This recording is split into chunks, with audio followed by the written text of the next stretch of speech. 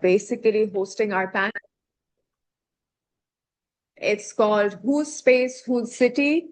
And we have 4 people responding on this panel. First of all, we have Professor Nishat Awan, who is a professor of architecture and visual culture at UCL Urban Laboratory, working across architecture, art, and the social sciences on issues of migration, borders, and spatial representation. Her research explores diasporas, displacement, and digital mapping practices and includes influential work such as spatial agency and diasporic agencies. Professor Nishad, if I could please invite you to sit here. The other 3 panelists have joined us online. We have architect Saman Qayyum. Saman, are you here on the link? Yep. Hi. Great. So that's Saman Qayyum, who's an architect, urbanist, and academic exploring the intersections of climate, cities, and everyday life. And through her collaborative studio practice, she engages communities and practitioners to develop context-driven, culturally grounded approaches to urban issues. And then we have architect Farhana Sharmeen. She is a Bangladesh-based architect and founder of Prom Architecture, known for her community-engaged and socially responsible practices across Asia. Farhana is a former Arcasia leader and pioneering figure in advancing women's leadership in architecture. She also actively contributes to humanitarian initiatives, and global advocacy, including at the United Nations in Geneva. Farhana, if you can just say a quick hello, and we'll have you up on the Hi, screen. good afternoon, everybody. I'm so happy to be here with you all today. Thank you. Perfect. Very nice to be sharing another panel with you, Farhana. We met a couple of months ago, I think, in Lahore when you were visiting us. Last, we have architect Ishita Shah, who is a designer, historian, curator, and founder of the Curating for Culture in India. Ishita Shah is an interior designer and architectural historian whose community-based curatorial practice focuses on cultural preservation and archiving across South Asia. She's the founder of Curating for Culture, leading initiatives such as constructing personal archives and the Women of Vastukala archive, while working as a consulting archivist with multiple institutions. So these are our panelists, very distinguished women leading in their field. And I myself, I'm Zara Hussain. You've already been introduced to me. So I think we'll just dive into the questions and we'll start our discussion. So I think my first question would be to our panelists, and how we're going to work this out is that I'm going to pose a question and one by one our panelists can respond to it. So since Nishat is in the room, she will have to be the first respondent to every question. But then of course, then we'll move online and, you can jump in and respond to the questions as well as you feel. So I think my first question would be, which city would you like to talk from today? And how has that helped you shape your understanding about cities and belonging? I guess I'll speak from London maybe, but also Lahore in some ways. I mean, I live between these 2 cities, but I've been in London for a long time. It was like after I moved, I think after we moved from Pakistan to the UK, we lived in the north for a long time, but it was only until we moved to London that I felt kind of finally settled in the UK. And I think that's because it's a big metropolitan city with a population that's incredibly diverse from all parts of the world. So that kind of helps. And I think, belonging in the city, I mean, I was thinking about what that means. I mean, I spoke about my work earlier, which is about diasporas and how, people from different parts of the world make a home in the city. And for me, it was really when I was working on that kind of PhD work with Turkish and Kurdish communities, it was actually it was in my neighborhood, there was this one street, and almost every week there would be these small-scale protests by Kurdish groups against events in Turkey. So it was for the release of Abdullah Öcalan, who's the PKK leader. The PKK has been proscribed by many countries, but, to the Kurds, they're freedom fighters. And so that kind of claiming of space in the city by, a set of people who are stateless, who have been really, really put upon by all of the governments around them, was something that was really important for me. And it really shaped the way I was thinking about cities and how cities could become spaces where you could not only feel belonging, but you could claim a certain kind of belonging through certain. So I would say that to me has been really important. And I do look for that in Lahore as well, which is a little less obvious sometimes. But, I think, coming out on the streets and taking space in the street, whether you're a man or a woman, right? It becomes really important. And so I think the other thing I would say is like the relationship between gender and class dynamics comes out in interesting ways as well, but maybe we can get to that later. Okay, perfect. I think that's very interesting what you said, how we try to claim cities through protesting or raising our voice. And that is something that we've seen increasingly restricted in Pakistani cities, at least for the last 2-3 years. And I think maybe I'm going to ask someone to sort of come in here and say a little bit about that in the context of Islamabad, if you would like to speak. Yeah, thank you, Zara. I would say I agree with what I'm sorry, I forgot the name, what she was talking about. In the context of Islamabad, I think it is also important that we usually think that in Pakistan, it's usually the main issue with the gender is the safety. But I think it's sometimes, and most importantly, it's the legitimacy of the presence. Like you can exist and we use the spaces, but how legitimized the system is that you don't feel like I'm doing this, or I'm in a public space, or I'm outside, not just because of a purpose, but just because I want to be outside. So that is also important, that how the contestation of the space amongst the genders is defined so differently in the context of Pakistan, and mainly I would talk about Islamabad, which is considered as a very well planned and organized city, very calm and green and secure. But it's very different when you start looking at from the lens of this women contestation of the space. So I would be interested in drawing this comparison with the city London or the other cities that we will be discussing. That is it the same layer that we see, that I felt the same when I was in the Netherlands, that this legitimacy of the presence is a bigger issue for me than just being safe in the context. Yeah. Thank you, Zara. And do you want to say a little bit more about this legitimacy of presence? For example, like in Islamabad, if I just look at the lens of the gender, mostly women go outside with certain purpose. Like being in a public space means that the purpose has to be attached to it. I'm going outside for shopping, or I'm going outside to meet a friend. So we need this reason to justify that this is why I am being in the other context than my home environment. So we always have to answer, like, why are we outside in a public space? Even if we are going to a park, we just cannot hang out or linger in a space. We feel this need that I am going to a park because I have to do my running.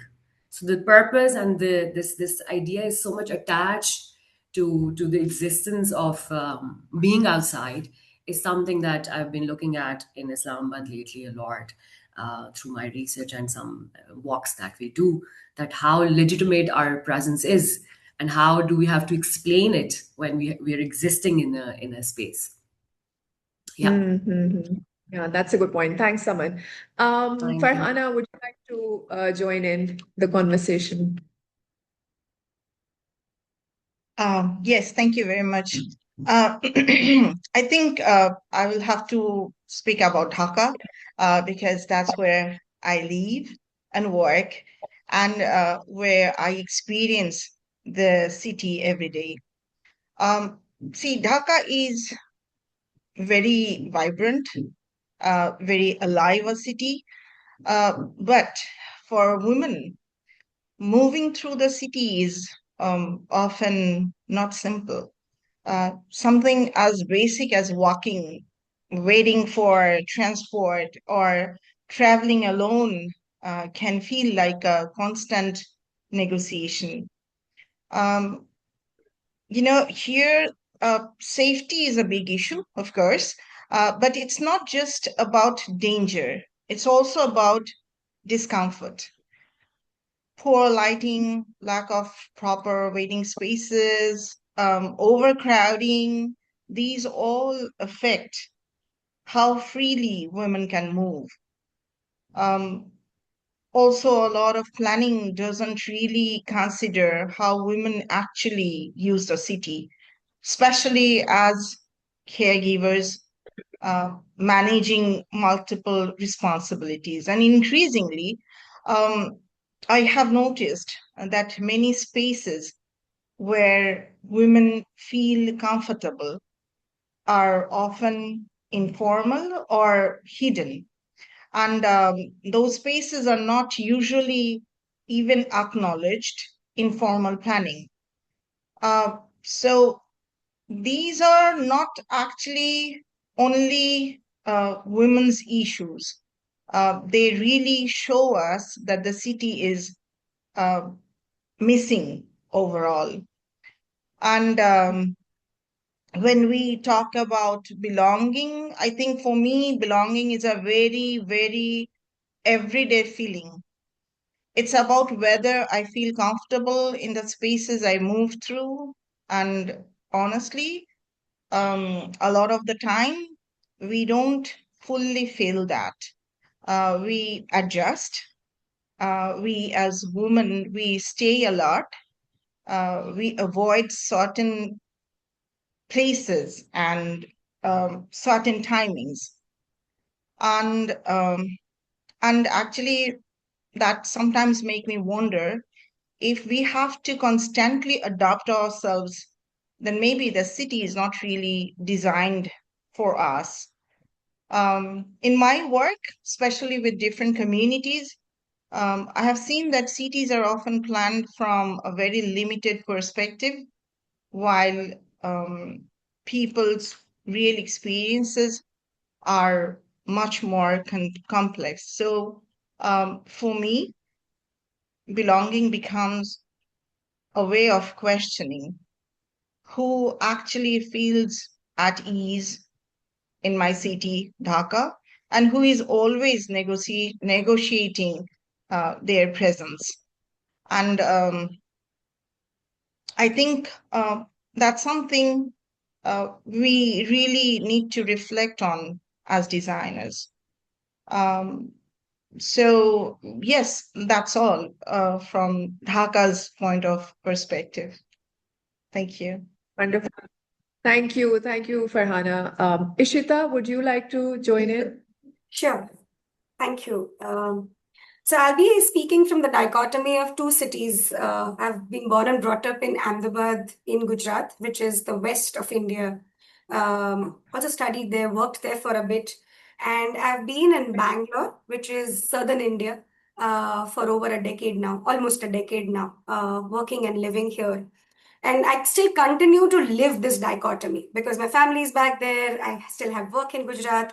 So there's this very interesting possibility of life that I have my foot in both the cities. Now, they are very different geographically because southern India, peninsular India behaves and climatically, ecologically very differently than Gujarat, which is closer to the desert, and then Pakistan or rest of the Arab nations. But also culturally, they are similar, but they are different. And one of the things that I realized when I'm mulling over this question, that there's so much to do with how have I approached both the cities and how have I tried to make a space for myself or not. So my answers perhaps are very cognizant of the difference of who we are as practitioners, as women, whichever gender we identify with, and then how do we respond to. The things that or aspects that have really helped me belong in both the places have been the idea of purpose, which someone also spoke about. But I think purpose over here for me is the possibility of cultural dialogue or a creative practice. And that's one of the spaces where I feel the effort or the possibility of what a creative practitioner is able to do. In a place like Gujarat or Ahmedabad, where I belong, I come from there. So language should have been my comfort, but there are other apprehensions which perhaps don't allow you to speak up. Whereas in a more transdisciplinary environment like Bangalore, perhaps there's a lot more risk that I might have taken, right? Similarly, ethnic blending. Now, Gujarat or Ahmedabad again seems to be a very homogeneous um, cultural diaspora, but it is not necessarily. And people blend in very beautifully, but that doesn't show, that is not really spoken about. Whereas Bangalore, being the IT capital of the country, is always in the news for migration, for all good and bad reasons. And hence the blending seems like a byproduct, which it is not, again, right? So this again becomes a two-way street. The blending is an effort of the migrants, and so is it of the city. But where I'm going with this, and something that has been on my mind for a month or so, or maybe a little longer, so I'm adding this provocation to this conversation, whether cities are really meant to be spaces where you settle down, where you really belong, with its dynamism, with its fluidity, with the fact that it's always a machine operating. The scale of a city perhaps is not meant to be where you sort of settle in. And the scale of a neighborhood or scale of a smaller tier town or a scale of a historic town, a heritage town, a village is perhaps where the idea of belonging perhaps becomes clear. So a lot of work that we have done, we have then realized, or we have tried to work with the micro scale, where who you are and how a neighborhood shapes you, or how you respond to a neighborhood. First, it seems to be within our control, or within something, or within our grasp, especially in these big metropolitan cities. And what the neighborhood sort of offers you is something that's much more tactile, something more quantifiable, and that transition sort of grows with you, with your practice, and you sort of, I feel that you take on that identity of a neighborhood or of a smaller scale more than that of what is Bangalore or what is Ahmedabad to you. I hope that adds to the discussion as we go forward. Yes, yes. I think you've highlighted some very interesting issues in terms of how do we understand belonging as well. And does it really have to be something that is related to settlement as such? That, how settled do you feel in a city? And I think something that Nishat also pointed out in the beginning was that how people claim space through their practice of protesting, right? So maybe belonging is not this condition, but something that has to be actively worked on through practices or through actions. And, it might bring some discomfort, but at the end of the day, there is some purpose that is attached to it, etc. And you find that in, forging certain kinds of relations or carrying out certain kind of practices. Do you want to respond to this? Yeah, I was just thinking a few things came to mind as I heard everyone. I think, Farhana, you mentioned this idea of kind of, women's use of space as being informal, and it was coming up again and again. And I was thinking about how that's really also true in London. I worked in a small architecture practice for a while, and we did this kind of report on a neighborhood that's quite poor in relation to kind of London, so a lower class neighborhood. And it was called Public Spaces That Are Not Parks. So it was like we were talking to teenage girls, and they were actually all from Muslim backgrounds, Bangladeshi, but also Pakistani, mostly South Asian. And they were sort of talking about the fact that as they moved from like school to home, go to school, come back, that little moment of the journey is the only time when they feel real freedom. And so along the way, they can kind of stop and hang out together because they have a reason to be out. They could tell their parents, well, we were on our way and something happened. And so they would always hang out in these spaces that weren't parks because it was places where, under a stair, somewhere that was a little bit hidden. So this idea of when you choose not to be visible in space and when you want to be visible is again related to, kind of questions of, they didn't want their parents seeing them hanging out in the park, essentially. So, yeah, I don't know. These kinds of uses of space are interesting. And then the other thing that sprung to mind is a good friend of mine, an artist who again works in the kind of outer boroughs of London, so the edges of the city. And she speaks about lurking as method. she calls that her artistic practice, that like whenever she wants to work in a particular place, she's a community-based artist, she just lurks around, she just hangs around and sees what other people are doing. Which, when I hear you all speak about how difficult it is to spend time in a place without having something to do, then, I was thinking, God, Verity's method would completely collapse here. So the difference, I guess, in cultures, yeah. Yes, I think, yes, that's very interesting. And I think another point that came up was about this, what Farhana pointed out, on adapting, or the need for constantly adapting ourselves to the city, because it's not, it's not giving us what we need, for example. But I think also it relates, I mean, it's good and bad in a way, because it also then gives you the possibility to, live in a different way if you really want to. So you are getting those aspects of freedom as well, where you can adapt and change. And it's, when Nishat said about being visible and invisible, and basically trying to sort of make your space in the city like you want to. And how much is that possible these days? And I think with Pakistani cities, I would say that with the Safe Cities program, it is becoming more and more difficult to navigate our cities, in the sense that, you can really just adjust and adapt. You really can't. All of that is becoming very, very difficult. Especially, I come from Islamabad, and in Islamabad, after every few meters, you have cameras, you have this, that, and the other. And you're always being watched, and you're always being seen. And I'm not sure if that is the case with Dhaka or cities in India, but, at least for Islamabad, it is completely under constant surveillance.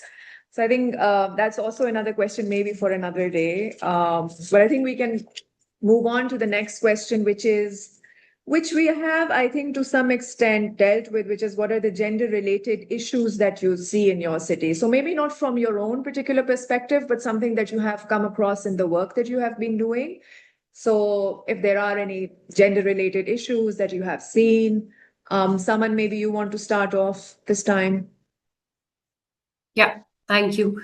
So I would like to add to what you were saying, that how these spatial practices, they actually reveal the hierarchies, that being visible and being watched. So these two different layers that we experience, that, okay, we want to be visible, but we don't want to be watched. So that also creates a layer of uncomfortable environment, rather being more comfortable in your context. So yes, in Islamabad, that is also something we experience, that we want to take over the spaces, and we want to be outside, and we want to be visible, but not in a way where we are constantly being watched for what we're doing, to show that who lingers or who passes through, or who can actually stay in one spot for longer than a few hours. Yeah, that is actually a very big problem, I would say, to be rather facing the safety. We have started feeling more anxious about our own environment, and being a woman, I don't know, it feels more uncomfortable, I would say. Rather being very okay with the fact, we feel more uncomfortable. And I would also say that it is very the presence of again, coming to the point that where I was talking about this legitimacy, that this the presence of a woman becomes more conditional, which I was explaining. It is linked to the in Islamabad. Also in Islamabad, it is very much linked to the specific time windows as well. So it's the time, it's the purpose, it's also the movement. Like, you always have to be accompanied by somebody to be outside. It has to be either your driver, or your brother, or your husband, or your sibling. Somebody has to be around you. That is also a problem that we face in Islamabad, though it is considered as one of the safe and very comfortable environment to be. And even walking around the sectors, when you're just outside, it's not very and also the infrastructure also adds to it. You just cannot linger outside, because we do not have these shaded seating spots. While walking, we are not allowed to sit anywhere we want to. Even passing through the green belts, or being in the parks, it is not created in a way that you feel like sitting or spending time there, or lying down, or just existing, as per say. So these things also add to this uncomfortable environment that we feel. As a woman, of course, we feel it even more. But I think generally the infrastructure around the city of Islamabad is not made in a way that you would want to be outside in a very healthy or in a very more comfortable environment for everybody. I would say not just women, but for everyone. Like as basic as like one time I was just walking in this Jinnah Avenue when we were doing this walk, and it was very surprising that there was no trash can throughout that road of 2.5 kilometers. We walked down that street, but we just could not find a single trash can that was placed. And we had to look for a restaurant and go inside and just throw something. And it was very strange. I never knew this about my city, though I've been living here for years. I was born here. But these little things, I think, also add to this whole debate that the infrastructure is not thought, and the infrastructure is not actually made for humans, but more for the cars. And every day that is also increasing in Islamabad. Like we're just seeing this mega infrastructure for more bigger highways, for more cars. So I don't know where are we heading, but if we like, there are many things we can talk about, and everything is negotiated. Like, okay, are we designing for us? Are we designing for humans anymore? So yeah, I don't know I think about another, you everywhere. yeah. No, thanks, Aman. I think this also relates to, at least for Islamabad, who are you seen with, where are you seen, and when? And you're Absolutely. constantly calculating that what are the consequences going to be if you're seen in a particular protest, or if you're seen near the press club at a certain time when another protest is happening, and if you're captured Absolutely. in separate cameras, then what happens? Absolutely. So I think all of that goes into the way we're dealing with cities at the moment, that what are the consequences going to be, how grave can they be? So that calculation is constantly happening now, at least with the Safe Cities program. Yeah. Absolutely. Ishita, Farhana, you do you want to sort of add something? Farhana, go ahead and I'll follow you. Okay, thank you. It's almost the same as Islamabad, uh, but one thing I should add with those is that in Dhaka, the situation, the environment, the challenges differ from uh, from woman to woman with their background. You know, the challenges are a set of challenges are there for the low income group, the women who come from very low income families. The challenges are a bit different if the woman comes from middle income group, and the challenges are very much different if you come from a family where you can afford a car, a private car. So the cases, I think it's almost the same in India, Pakistan, and Nepal, not in Bhutan. Bhutan is a bit different from our region, I think. So these challenges, gender-related issues in Dhaka varies with the financial ability of the families you come from. So that's it for now. I can add more with the discussion. Thank you. I think I resonate with what Farhana said. I think our situations are quite similar, and how I would put it in context of Bangalore and Ahmedabad is they're seemingly safe cities. So is even Mumbai, where I have visited more for work, Mumbai and Pune. But what I've also realized is that it's not just a particular gender, but it's any marginalized or any oppressed or any non-mainstream person or entity, which is always vulnerable, and the breaking point is any disruption. Now, whether it's a disruption of your metro, or whether it's you asking the right questions to a bus conductor, and suddenly now I'm a woman of another city who cannot speak Kannada. So, which is the mother tongue of people in Karnataka, not necessarily Bangalore, but they have taken on the political discourse. So, what one has realized is that when even now gender is spoken about in terms of city planning or in terms of any other initiative, it has become more political, it has become more activist, and so is caste and other oppressed matters or issues, but it's not changed the feel towards it. It's not coming from a space of care or respect, because it's a political agenda, because it's something that raises activist calls. It needs to be mentioned, they need to be given free tickets, it gets you vote, but it's not, they need to be thought about when talking about the city planning. But it really doesn't come from the heart, if I put it like that.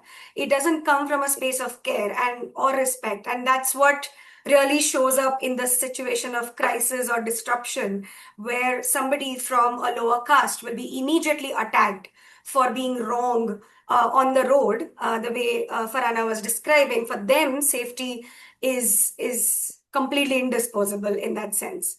That's how I would like add to and leave it at this point.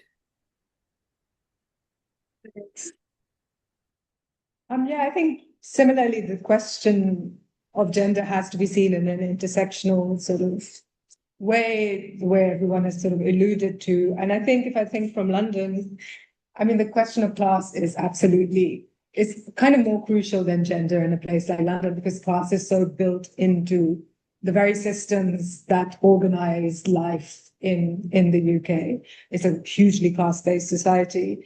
And at the same time, I think some of the things that you've been saying, the kind of correlation I see in a place like London is to do with the commercialization of space. So when we speak about the fact that you can't stay in a place without doing something, I immediately think of the commercialized spaces in London where you can't sit without buying something. So you can be a man or a woman, but you can't sit without buying something. And so that kind of looseness of space where you can just be, whether, I think it's very similar in London, but for different reasons, because of reasons of capitalist neoliberal economics.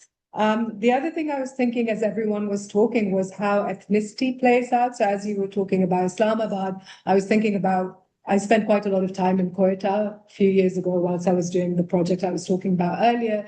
And Quetta has been such a kind of, heavily surveilled, blockaded city. Every second you move, someone stops you.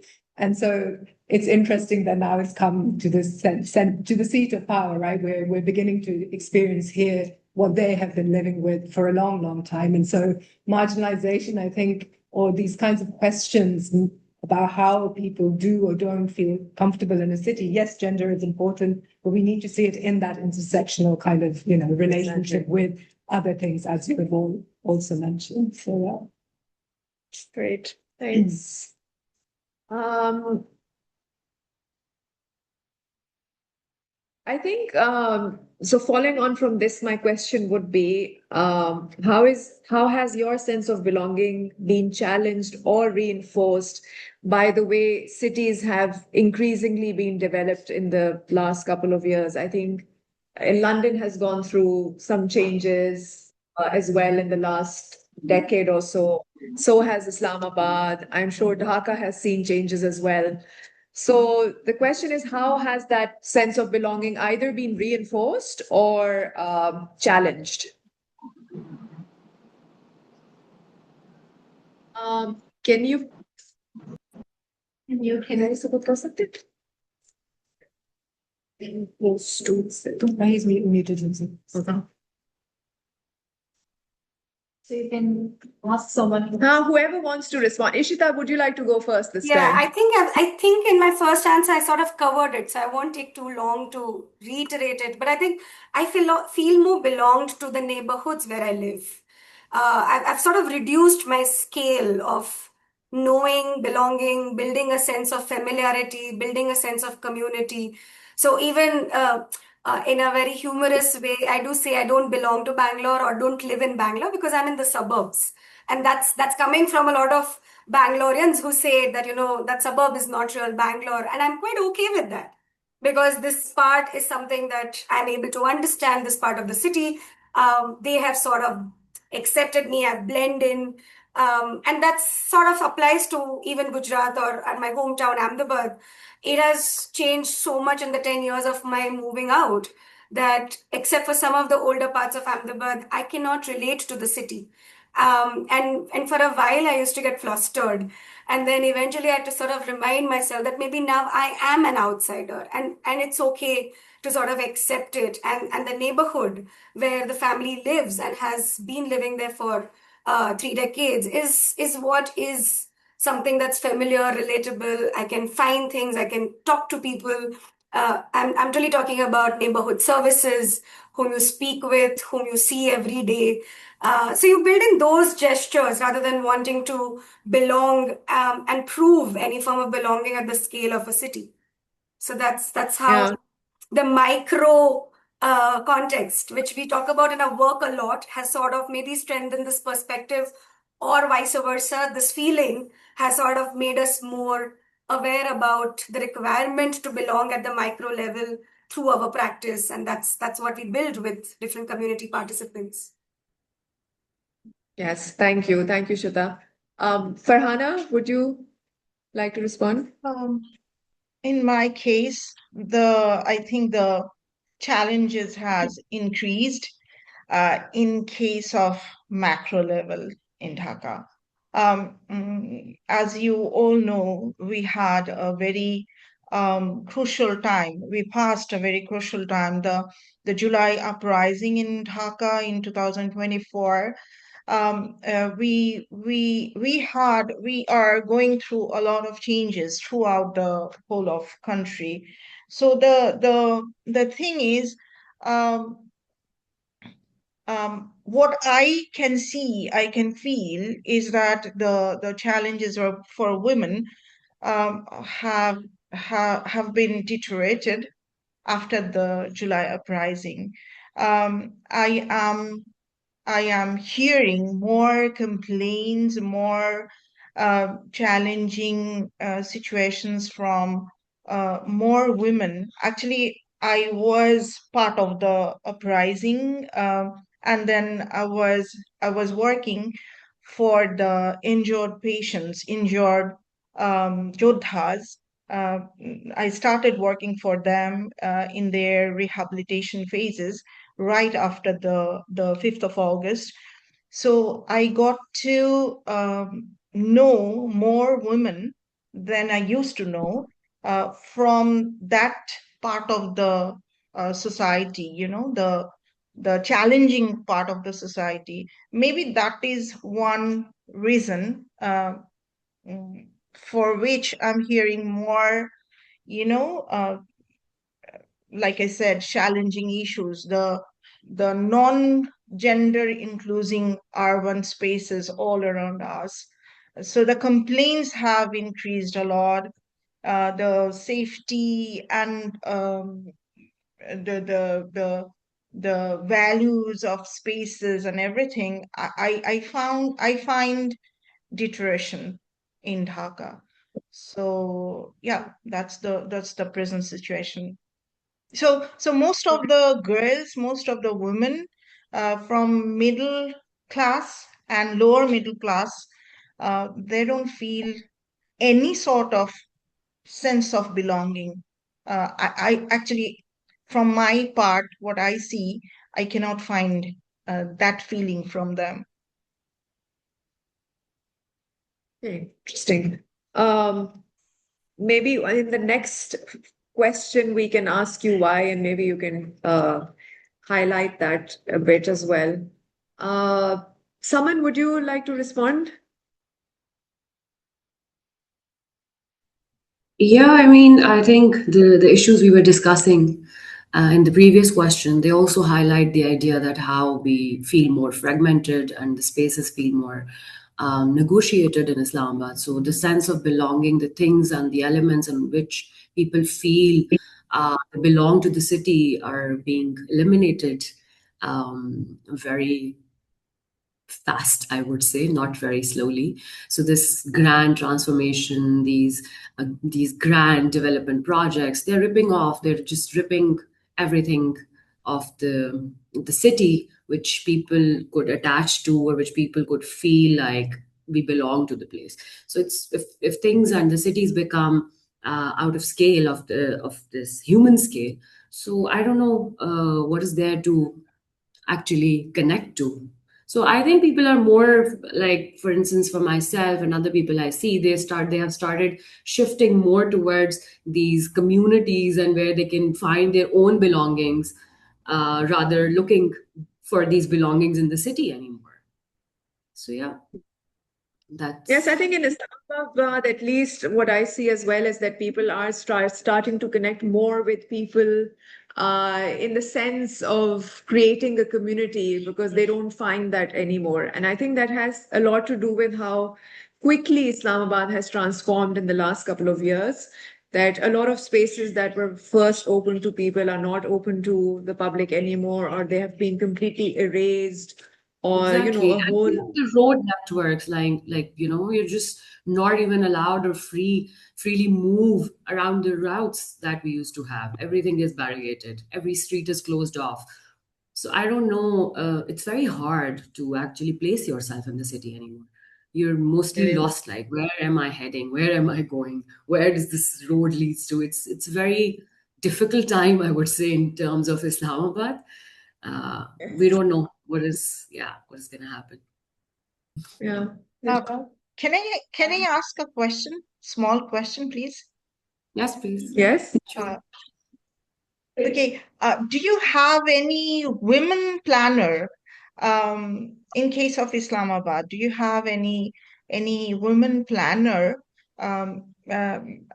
when you were doing the planning process? Do you have any?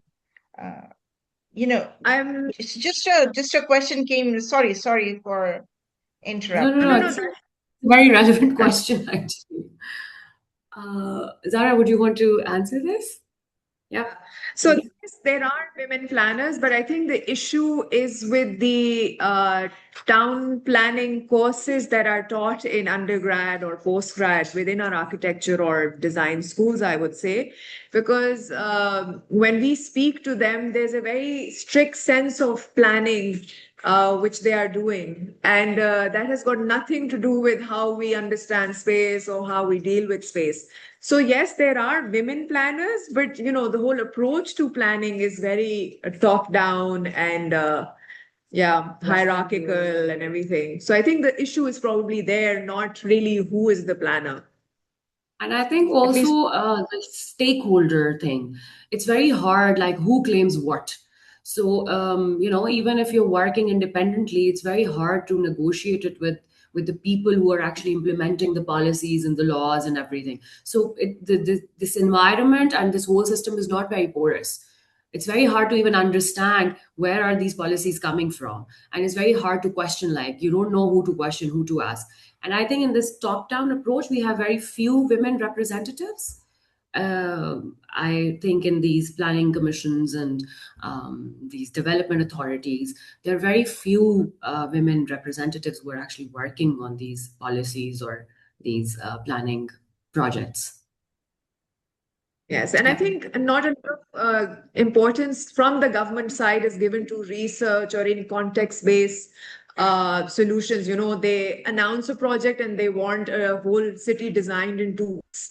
So that's also an issue, the way the bureaucracy works and the way these systems work, that there's hardly any importance given to research or stakeholders or what really needs to be done. So there are hundreds of issues, I would say. Can I just add a thought as well? Yes. Yeah, I mean it's a very pertinent question, and I just wanted to sort of share our experience that now the question is not anymore about representation of gender on the panels.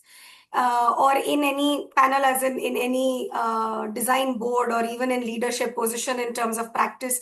Something that I know I grew up as architect, interior designer studying about. Now there is enough representation, there are enough hands on deck from different genders.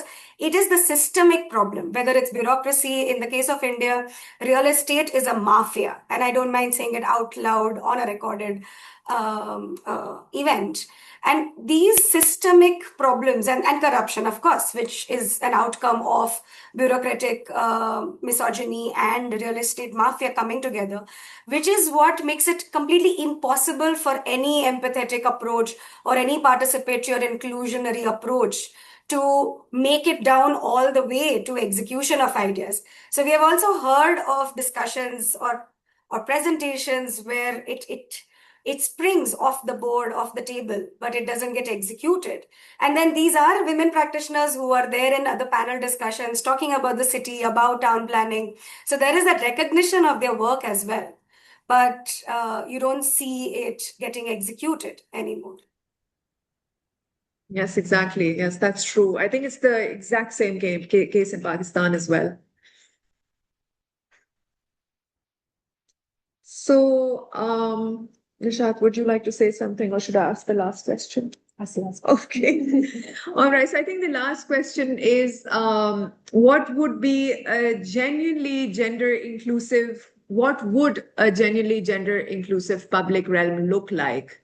And of course, it's going to look different in different cities. So I'd love to hear from Nishat that how would it look like in London? Does it even need one, or is it already that? And then in Islamabad or Dhaka or Bangalore or whichever city you want to talk about, Shita. Or Farhana, you might want to start. Tough question. Okay. You have to do something. Okay, for me, genuinely gender inclusive urban realm is not something defined only by design features. It should be, it is defined by how people experience space in their everyday lives. From my work with communities, I have learned that inclusion begins with feeling safe, visible, and valued. So, a gender inclusive environment would be one where a woman can move freely in different times of the day without fear or constant negotiation. It would also recognize the real patterns of use, especially care work, what I have already mentioned. Spaces would support those who are moving with children, the elderly, or managing multiple responsibilities. This means thinking about seating, shade, accessible pathways, clean public facilities, and safe waiting areas, not as extras, but as, essentials. This should be essential. Another important aspect will be visibility and legitimacy of informal spaces. Many women already create their own support systems, small gathering points, workspaces, or networks within the city. A gender inclusive realm acknowledges and strengthens these spaces rather than ignoring or displacing them. From my part, the most important thing is um, uh, this will be, or it is, about the process.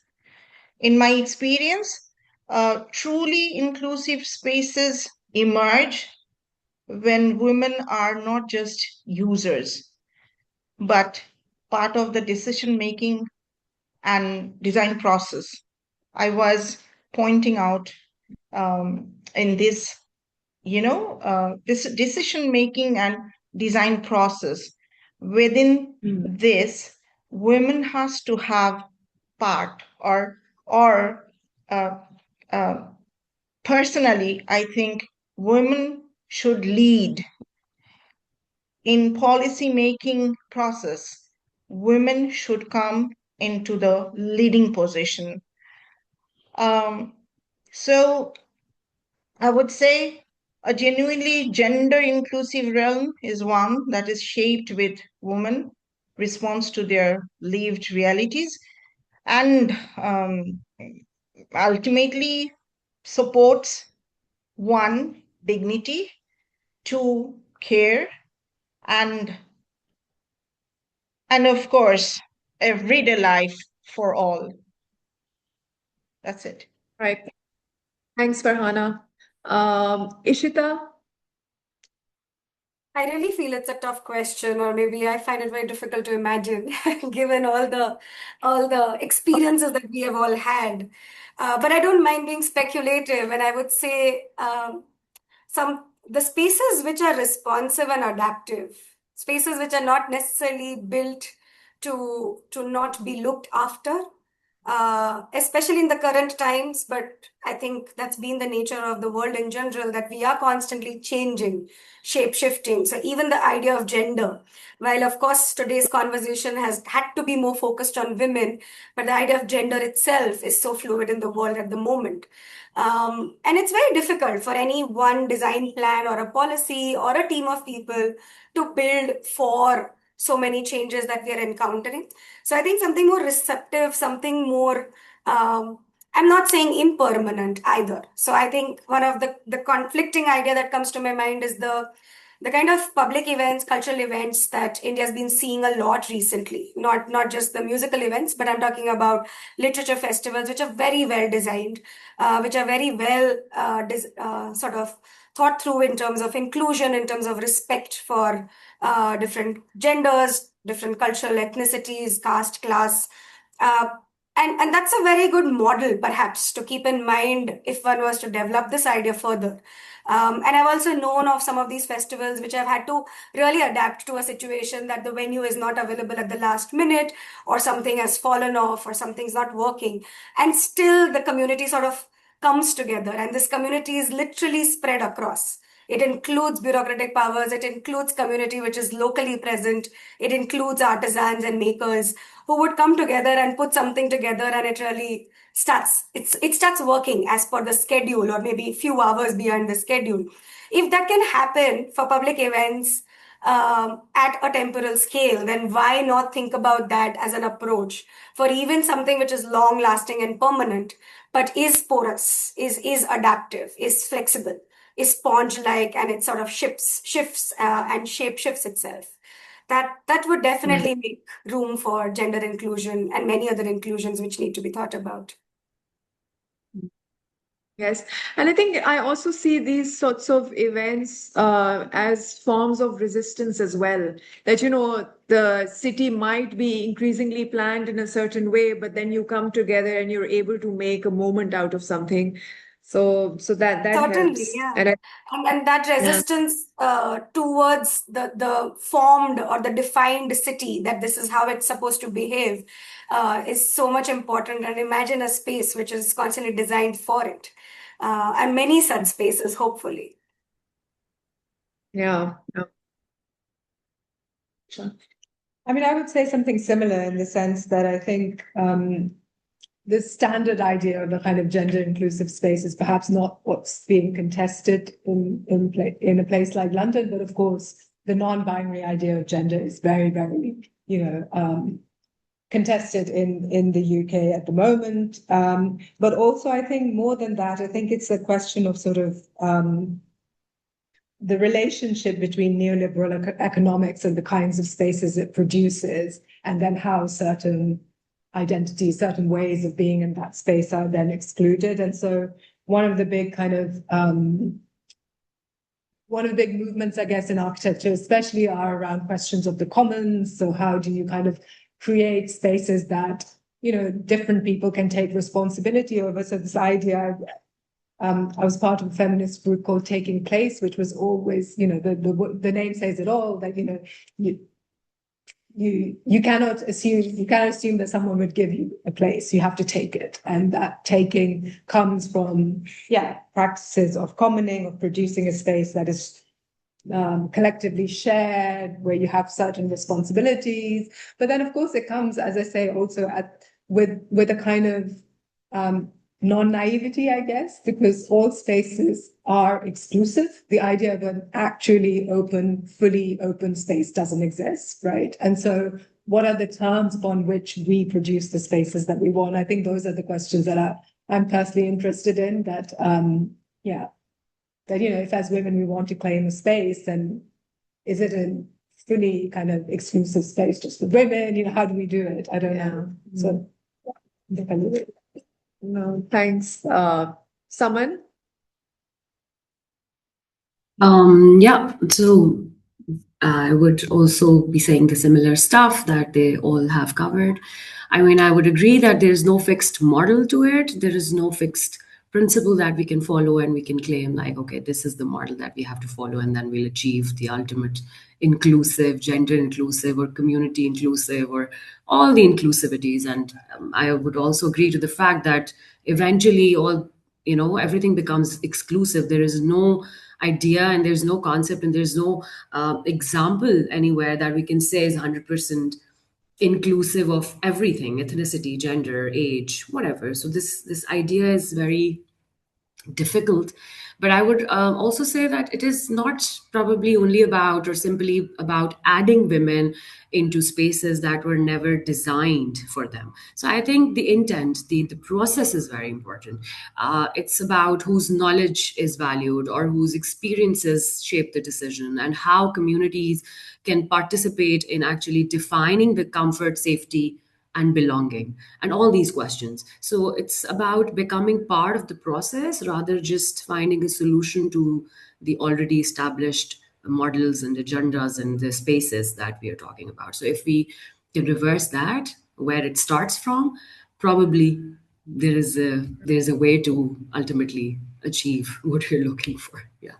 Thank you. Great. Thanks. I think I'll open it up to the audience now. And if you have any thoughts or reflections on what we've been speaking about. Seniors first. Nava. Sorry, just hello.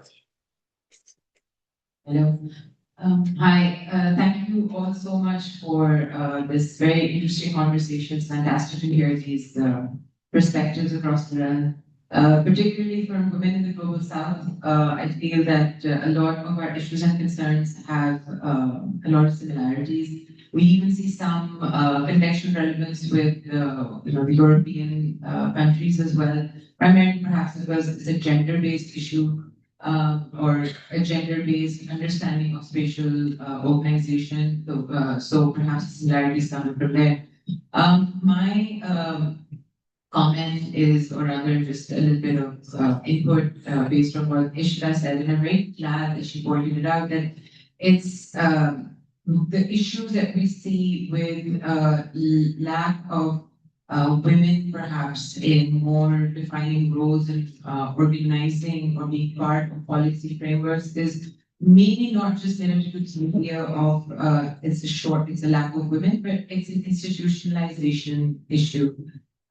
We have to really, really ground anything and everything regarding urban policy, growth and development, particularly in the global south, in a post-colonial lens, because we cannot ignore the fact that we have continued the same systems forward. Pakistan being the biggest case in point, and I can only speak for Pakistan, I don't know where India or where Bangladesh stand, but for Pakistan in particular, we never really developed our own institutions following partition. We just continued the British institution forward, and we adapted and we grew and we evolved.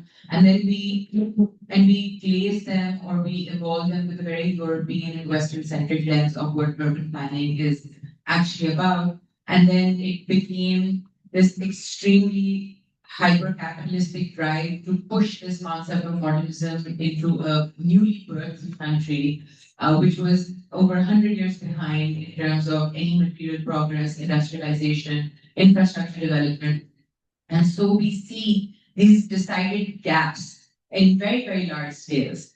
And I mean, if you just take Lahore, for example, the Lahore Development Authority is an evolution of the Lahore Improvement Trust, which was established by the British. And those policies, the same land acts that the British had, which was extractive in nature when the British had set them up, those same policies are the ones that we're taking forward right now, whereby we are eating into our agricultural land and making these housing schemes and these housing societies. So I think perhaps the biggest concern that we in teaching perhaps urban planning, policy making, urban design, is that we have to really ground the theoretical framework that the Western centric and the European centric ideations of design do not necessarily apply here, and we need to really start constructing our own localized, you know, and localized policy frameworks by decolonizing the existing policies that were taking place, because they don't work for us and they will never work for us. And they will continue to increase this gap between the rich and the poor and the other and them and us. And it won't matter what gender you belong at the end of the day. None of that will actually matter. And that's my point. I think there was somebody at the back. We'll have just one more comment or question because we have to go to the. Yeah. Yes, my name is Lara. Yes. Okay. So I would like the fact that being safe doesn't define any gender. Okay, and when it comes to city and women, it's just not about the way that it is designed for women. It's also your individuality. That how often do you feel to go outside alone? How much do you feel yourself that I can go outside alone and I can do a solo trip or a solo date and I am open to a big spaces. Like obviously the surrounding can be suppressed, but you cannot suppress your own self. Your individuality is important. How alive you are to go to these spaces. Like being said doesn't define the gender. It's not defines that a human being feels safe or a man being feels safe. Like it's because the fact that being sociopath doesn't have any gender. If you are a sociopath, it doesn't mean that you are a man or a woman, or because the third person doesn't define any woman or a man. So being feel safe is for all, for men and women. But when we talk about cities, it's basically about the woman, how she feels herself. Like I have some personal experience of like I'm very extrovert type of person. I do love going out alone, and I have been to Myanmar alone, and I love really talking to total strangers and hang out with them basically. But being like going outside alone, doesn't I don't ever tolerate any type of like harassment. Okay, like okay. And secondly, I would like to add that if you are going outside alone, how livable you feel yourself? Like, are you alive if you encounter some unwanted comment? Like, if you encounter an harassment, how alive you are to gain the attention of your surroundings? How loud you can be, and how can you put yourself off guard and to be very loud that you can grab attention. And secondly, obviously, the cities should be designed according to women because obviously we are Filipino. You're repeating yourself now. Zara, would you like to respond? I don't know what to respond to. Okay, I could respond. So she was saying that cities should be, it's not just about gender, it's about how outgoing you are and how you enjoy the space. So that is true, of course. There are so many, and that is why we were discussing here that there are so many other factors, and we always see the intersectional point of view. And we discussed about class and race and everything. So that is true. And by the way, when we call about feminism, it's not for women. Feminism is about all genders, male, female, transgenders, people who identify themselves as something else that they were born with. So, so everything includes in the idea of feminist architecture, feminist city. So Great. Yes. Thank you. Thanks to our panelists who joined us. I think it was a very interesting conversation, especially because we were able to draw experiences from Dhaka and from cities in India. So thank you very much, Farhana and Ishita, for joining us. Thank you, Saman, for joining us from Islamabad, and Nishant, of course, for always supporting our events and joining us. So I think we're going to close it here, Yes. and we're probably going to close the Zoom link as well. And we'll now be moving to our practical assignment for the people who are here, and they will be conducting a mapping exercise. So thank you, everybody. Thank you, everyone. Thank you. For joining, Thank and you. thank you for your continuous support. Thank you, everyone, because I was messaging everyone. Be available at this time. Please please join us, etc. So thank you so much for joining us, and it was a very, very interesting session. And I'm so happy that I was in the audience and I could listen to all this wonderful talk. I enjoyed myself really. Lydia, do you want to say something? Yes, thank you very much for enabling us to join even from Eastern Europe. It was wonderful to hear all these things that connect us across borders. Thanks. Thank you so much. Reska, Thank do you you. wanna? No, thank you very much to all the panelists, and I'm very much looking forward to see some of the results tomorrow and to join the second panel tomorrow also. It was a really interesting morning already so far. Thank you so much, Reska. I'm looking forward for tomorrow's panel as well. Bye, Thank you. everyone. Bye. Bye. Bye. Bye. Thank you very much. Thank you.